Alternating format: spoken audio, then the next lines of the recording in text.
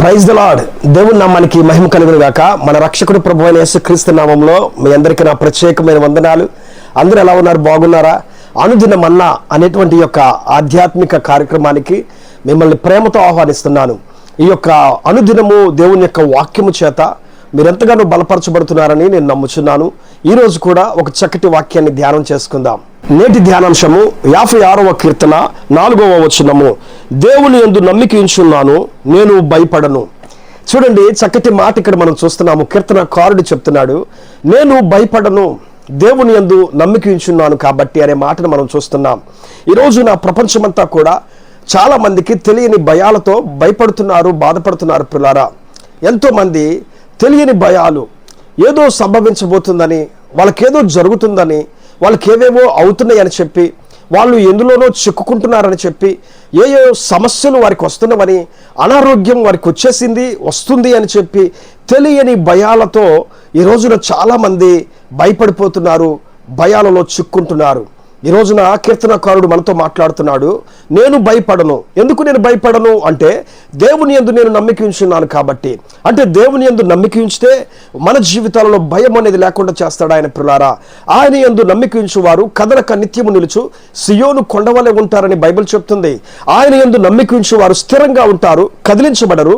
ఆయన ఉన్నాడు కాబట్టి వారు భయపడకుండా ఆయన అడుగడుగున తోడుగా ఉండి మనల్ని నడిపించేటువంటి వాడు ఉన్నాడు. ప్రియులారా, దావీదు భక్తుడు కీర్తనకారుడు చక్కటి మాట అంటాడు. ఏంటో తెలుసా? 10,000 మంది దండెత్తి నా మీదకు వచ్చినా నేను భయపడను అనే మాటను అంటాడు. ఎంతమంది నా మీదకు వచ్చినా, ఒకరు కాదు, ఇద్దరు కాదు, 100 మంది కాదు, 1000 మంది కాదు, 10,000 మంది నా మీదకి దండెత్తి వచ్చినా నేను భయపడను అని చెప్పనే మాటను మాట్లాడతాడు. కాబట్టి ఎందుకు భయపడాలండి? మనుషులకు దేనికి భయపడాలి?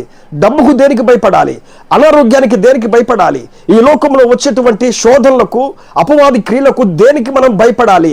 మనకు బలవంతుడైన దేవుడు ఉండగా, శక్తి కలిగిన దేవుడిని మనం ఆరాధిస్తుండగా, ఆయన ఉండగా మనము భయపడాల్సిన అవసరం లేదు. దేవుని యందు నమ్మిక ఉంచువారు భయపడరండి.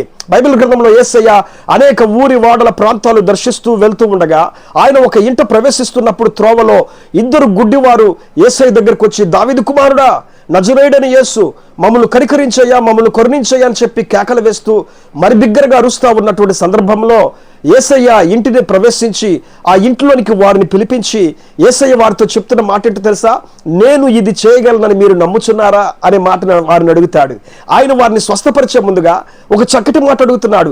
మీరు నమ్ముచున్నారా? నేను ఇది చేయగలనని మీరు నమ్ముచున్నారా? నేను ఇది చేయగలనని మీరు నమ్ముచున్నారా అనగానే వారు నమ్ముచున్నాము ప్రభువా అనగానే, మీ నమ్మిక చొప్పున మీకు కలుగునుగా. కానీ వారి కండ్లు ముట్టగా వారికి స్వస్థత వచ్చింది. ఈ రోజున వాక్యం ఏంటంటే, ప్రియ సహోదరి సహోదరుడా, ఆయన చేయగలడని నమ్మకం నీకుందా? ఆయన ఆరోగ్యం ఇవ్వగలడనే నమ్మకం నీకుందా? ఆయన శక్తిని, సామర్థ్యాన్ని ఇవ్వగలడనే నమ్మకం నీకుందా? ఆయన రావలసిన ప్రతిదీ కూడా నీకు ఇప్పిస్తాడనే నమ్మకం నీకుందా? ఆయన ఈ కార్యం చేయగలడని నువ్వు నమ్మితే, నమ్ముట నీ వలనైతే నమ్మువానికి సమస్తము సాధ్యమని బైబిల్ చెప్తుంది.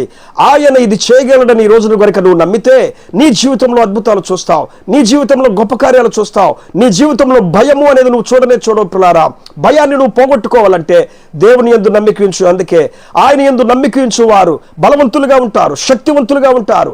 ఆయన యందు నమ్మిక ఉంచువారు గుండె ధైర్యం కలిగి నడుచుకుంటూ వెళ్తారు. ఆయన యందు నమ్మిక ఉంచువారు వారు ఎంతగానో సంతోషంగాను ఆనందంగాను జీవిస్తారు. పిల్లారా, ఈ రోజున దేవుని యందు నమ్మిక ఉంచుగా మనము భయపడము.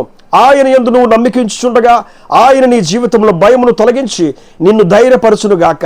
ఆయన యందు నువ్వు నమ్మిక ఉంచుండగా ఆయన నీ జీవితంలో అన్ని విషయాల్లో కూడా నిన్ను ధైర్యవంతుడిగా చేసి నీకు కావలసిన సమస్తమును, నీకు రావాల్సిన సమస్తమును అందించి నిన్ను ఆశీర్వదించునుగాక. ఆమేన్. ప్రేమ కలిగిన తండ్రి, గొప్ప దేవుడా యేసయ్య, ఈ వాక్యం ఎంతమంది అయితే చదివి ఉన్నారో, విని ఉన్నారో, వారి జీవితంలో నీ అద్భుతమైన కార్యాలు జరిగించండి. నీ యందు నమ్మిక ఉంచి ఉండగా భయపడని స్థితిలో వీరిని అందరినీ కూడా మీరు ఉంచండి ప్రభువా. కరోనా కావచ్చు, అంతకంటే పెద్ద తెగుళ్లే కావచ్చు, అంతకంటే పెద్ద బాంబు దాడులే కావచ్చు, ఇదిగోనైనా దేశాల మీదకి దేశాలు, ప్రపంచం మీదకి కరువులు, భూకంపాలు, ఇరుకులు, ఇబ్బందులు, సమస్యలు లాంటివి ఎన్నో వచ్చినా కూడా నీ యందు నమ్మిక ఉంచి ఉండగా ప్రభువా, నీ యందు నమ్మిక ఉంచి వారు భయపడరని వాక్యం సెలవిస్తుండగా, నీ యందు నమ్మిక ఉంచి వారిని స్థిరపరచండి, బలవంతులుగా చేయండి. భయపడని స్థితిలో గొప్ప ధైర్యం ఇచ్చి వారు అడుగుచున్న ప్రతిదీ, ఎదురు చూస్తున్న ప్రతిదీ వారికి అందించి సంతోషింప చేయమని యేసు నామములో ప్రార్థించి అడిగి వేడుకుంటున్నాము పరమ తండ్రి. ఆమేన్, ఆమేన్. ఈ వాక్యం మీకు ఆశీర్వాదకరంగా ఉంటే, మిమ్మల్ని బలపరిస్తే ఈ ఛానల్ని సబ్స్క్రైబ్ చేయండి, ఈ వాక్యాన్ని ఇతరులకు షేర్ చేయండి. దానివల్ల దేవుని యొక్క వాక్యం బయటికి వెళ్తుంది. కొంతమంది కొత్త వారు దేవుని యొక్క వాక్యం చేత పట్టబడబడతారు, బలపరచబడతారు. మీరు ఎలాగున్నా బలపరచబడ్డారో వారు కూడా బలాన్ని పొందుకుంటారు, బలపరచబడతారు. మరలా దేవుడి చిత్తమైతే రేపటి రోజున ఇదే టయానికి మరలా కలుద్దాం. అప్పటి వరకు దేవుడు తోడుగా ఉండి మిమ్మల్ని దీవించి ఆశీర్వదించును గాక. ఆమేన్. Praise the lord.